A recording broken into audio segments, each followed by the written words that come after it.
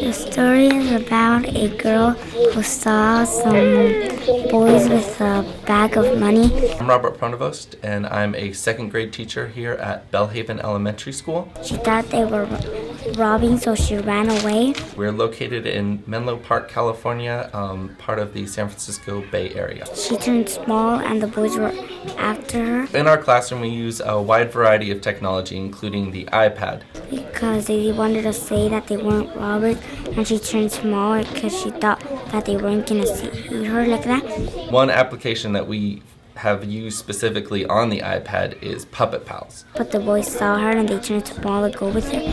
First, they wouldn't scare her, but then she ran to her house and she called the police when she saw them. Puppet Pals is a way of students storyboarding an idea that they have for a story.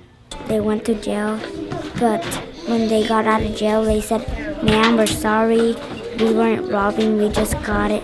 We're just taking it to the bank." Creating the plot using different characters that they move around and different settings to really create that story in their mind and on the iPad before they write it down.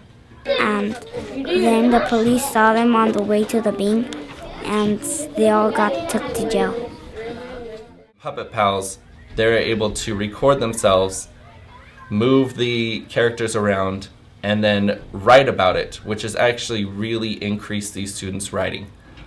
They've gone from writing a paragraph with just actions and a couple pieces of dialogue to really supporting their writing with details about what the setting was like, what the characters did, how they looked, and how they moved and interacted with each other. Give me your money. I don't have no money.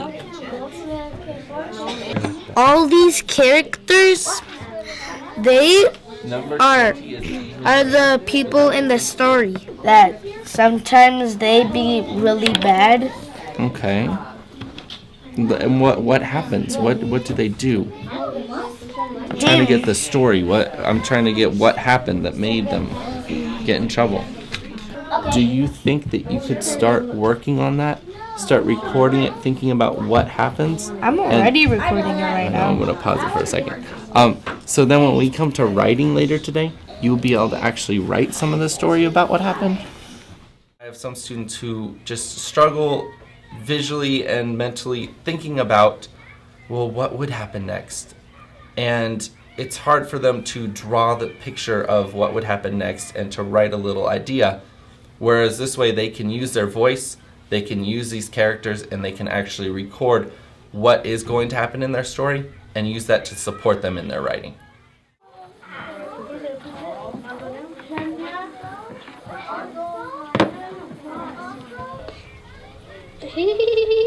Aw, you found me. I got you. Aw, you found me. I haven't spent the extra money to get more, but you can buy more characters. And so eventually they won't be tied just to these characters. Fortunately, everything that's in my classroom I either have to pay for myself or ask someone to donate. We don't really have any extra money in our district for any of these pieces of technology. I mean, let alone paper, pencils. It's kind of what we have the money for. Right now, having 4 is all right because it works in a center, but there are 16 other kids who are left out every day if we were to just focus on the iPad. And if someone wants to use Puppet Pals to support their writing, 16 other students can't.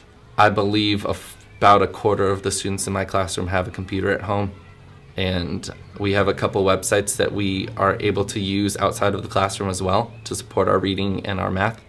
And I have 2 students who are able to access this outside of the classroom. So 2 out of 20 of my students are able to access these resources outside of the classroom.